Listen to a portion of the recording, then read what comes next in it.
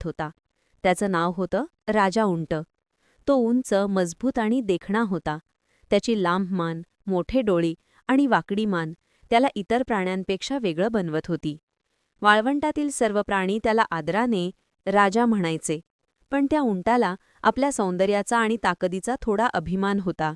तो नेहमी म्हणायचा, या वाळवंटात माझ्यासारखा सुंदर आणि शक्तिशाली प्राणी नाही. मला पाणी आणि अन्नाशिवाय ही दिवस चालतात. सूर्य कितीही तापला तरी मला काही फरक पडत नाही.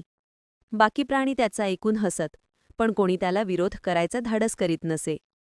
एक दिवस त्या वाळवंटात एक छोटा कोल्हा आला. त्याने नुकतंच त्या प्रदेशात प्रवेश केला होता. कोल्हा चतुर आणि नम्र होता. त्याने उंटाला नमस्कार केला आणि म्हणाला, राजा उंट, मी या वाळवंटात नवीन आहे. इथे पाणी कुठे मिळेल सांगाल का? उंट थोडा हसला आणि म्हणाला, अरे छोट्या कोल्ह्या, मला पाणी लागत नाही. माझ्या अंगात एवढं बळ आहे की मी 8 दिवस पाणी न पिता चालू शकतो. तू मात्र अशक्त आहेस. तू इथे टिकू शकणार नाहीस. कोल्हा शांतपणे म्हणाला, धन्यवाद उंट राजा, पण बुद्धी आणि सावधगिरीने जगणं हेही महत्वाचं असतं.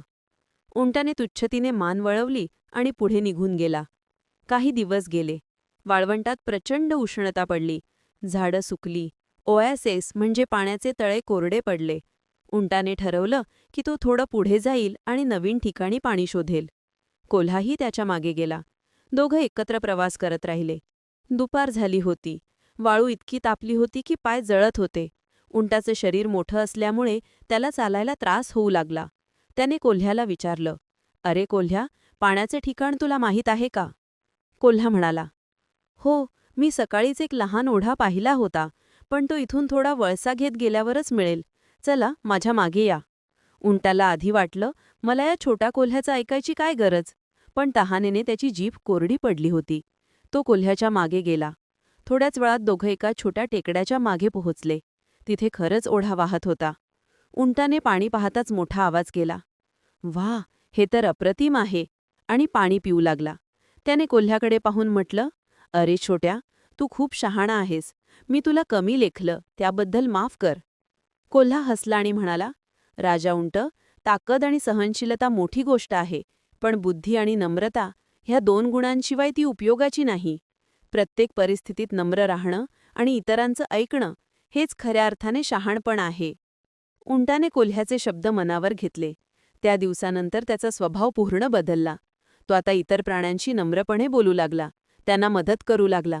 लहान प्राण्यांना तो सावली देई, तर पाण्याचा ठाव लागला की सगळ्यांना बोलावून नेई. हळूहळू वाळवंटातील प्राणी त्याला खऱ्या अर्थाने राजा मानू लागले, कारण आता तो फक्त उंच आणि बलवान नव्हता, तर तो शहाणा, दयाळू आणि सर्वांचा मित्र झाला होता. त्या दिवशी संध्यास्ताच्या वेळी उंट आकाशाकडे पाहत म्हणाला, देवा, आज मला समजलं, अभिमानाने माणूस म्हणजे किंवा प्राणी मोठा होत नाही, तर नम्रतेनेच त्याचं खरेपण प्रकट होतं. आणि त्या वाळवंटात त्या दिवसापासून उंट आणि कोल्ह्याची खरी मैत्री सुरू झाली. ते दोघं मिळून इतर प्राण्यांना संकटातून वाचवू लागले. गोष्टीची शिकवण, बोध, अभिमानाने नव्हे तर नम्रता आणि बुद्धीने माणूस किंवा प्राणी मोठा होतो. प्रत्येकाकडे काहीतरी विशेष असतं, त्यामुळे इतरांना कमी लेखू नये.